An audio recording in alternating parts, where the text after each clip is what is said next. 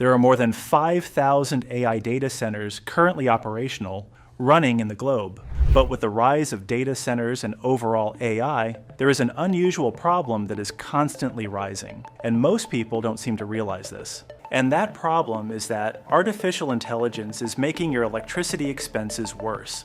It is estimated that in areas nearby the data centers' powerhouses, the average household electricity annual expenses can go up by nearly 4% every single year. And as more data centers open up, the effect will be more widespread. But how does data centers consume so much energy? To understand this, we need to take a look into how power in your house actually works. This is what your power is supposed to look like, at least in North America. In the United States, the standard electrical supply oscillates at 60 Hz, forming a near-perfect sine wave. But in practice, reality rarely matches theory. That smooth wave is often distorted, warped slightly by imperfections in the system. These distortions are known as harmonic distortions, small deviations from the ideal electrical signal. While no power system is ever truly perfect, engineers have long agreed upon a threshold for what is considered acceptable. For household electricity, that limit is roughly 8% total harmonic distortion. Under normal circumstances, most homes operate comfortably below that threshold, but research increasingly suggests that proximity matters. Studies examining residential areas near major AI data center clusters show something concerning. The likelihood that harmonic distortion exceeds acceptable levels rises dramatically the closer homes are to these facilities. This isn't just a technical curiosity. It has real, tangible consequences for everyday life. Consider something as mundane as your refrigerator. Inside it is a motor that drives the compressor, and that motor depends on stable electrical current. When power quality deteriorates, the motor no longer spins smoothly. Instead, fluctuations in electrical current translate into fluctuations in torque. Rather than rotating cleanly around its axis, the motor begins to oscillate slightly. These oscillations interact with the motor casing, the mounting hardware, and nearby components. The result is a noise. That low rattling or humming sound you might hear from an appliance isn't just annoying, it's a symptom of stress. Mechanical stress accumulates over time, accelerating wear and tear.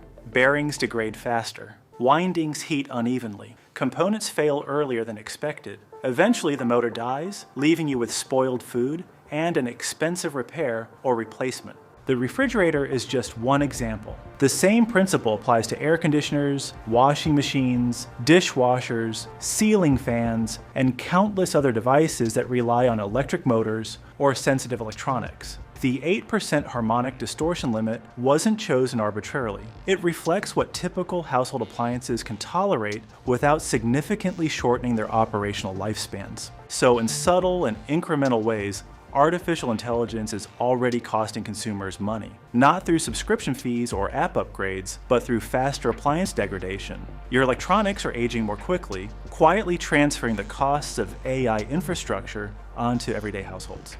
There's no denying that artificial intelligence in its current form is extraordinarily energy intensive. That much is widely acknowledged, but raw energy consumption alone is not the most complex problem to solve, especially if carbon emissions are temporarily set aside.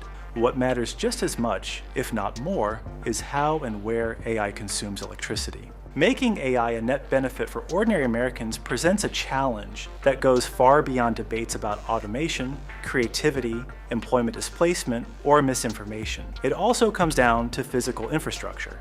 The electric grid itself is under strain. This decade's most transformative technological breakthroughs are housed not in futuristic towers, but in anonymous, windowless buildings scattered across the country and the world. These buildings are the AI data centers. Data centers themselves are nothing new. Long before generative AI entered the public consciousness, companies like Google were already building massive facilities to store data and perform cloud computing tasks. Google opened major data centers in 2003, 2007, and 2009. These facilities power everything from email and cloud storage to maps, search queries, and third-party applications. In this sense, AI queries are not fundamentally different. They too rely on data centers. The key distinction lies at the heart of the machines inside them, the processing units. By the early 2020s, the title of the world's most valuable public company briefly shifted away from Apple and Microsoft to NVIDIA. Once primarily known for graphics cards used in video games, NVIDIA's market capitalization exploded from around $400 billion to nearly $3 trillion in just a few years. This meteoric rise was driven almost entirely by AI. At the core of this transformation are GPUs, graphics processing units. Unlike CPUs, which excel at handling one task extremely quickly, GPUs are designed for parallel processing. They can perform thousands of calculations simultaneously. Each GPU is effectively a massive array of tiny calculators working in unison. A helpful analogy is this. A CPU is like a high-performance electric car, fast, precise, and efficient for individual tasks. A GPU, by contrast, is like a semi-truck hauling enormous loads all at once. It gets far more work done in parallel, but it consumes vastly more energy to do so. Take NVIDIA's A100 GPU, for example. At peak usage, a single unit can consume up to 700 watts of power, roughly equivalent to a small household appliance like an air fryer. That may not sound dramatic until you consider utilization. Run continuously at around 61% capacity over the course of a year, and that single chip consumes about as much electricity as an average American household. Now multiply that by tens of thousands. Even the simplest large language models require vast GPU clusters to operate. As a result, the power demands of AI data centers begin to resemble those of small cities. And while newer chips like the H100 and B200 are more efficient per operation, the models themselves are growing even faster, demanding exponentially more computation. The computational cost of training AI models is measured in flops, floating point operations per second. At scale, this becomes petaflops, or quadrillions of operations. Plot the required compute over time, and the curve is unmistakably exponential. Early models like GPT-1 required around 18,000 petaflops to train. GPT-4, by contrast, is estimated to have required over 21 billion petaflops. There is no clear indication yet of when this growth will slow. As models ingest more data and become more complex, energy demand rises in lockstep. And while hardware improvements help, they do not offset the explosive growth in overall computational ambition. Higher electricity consumption is only part of the problem. Equally concerning is the nature of that demand. Traditional data centers are designed to draw power steadily and predictably. AI data centers are different. Their workloads are defined by intense, concentrated bursts of activity. To reduce latency, engineers pack more GPUs into each rack, minimizing cable length and physical separation. This density increases efficiency, but it also raises peak power demand. Each rack becomes a concentrated point of electrical load, pushing infrastructure closer to its operational limits. Training, however, is a different beast. Although it may represent only about 20% of total operations, it is by far the most energy-intensive process. Training requires every available GPU running at maximum capacity simultaneously.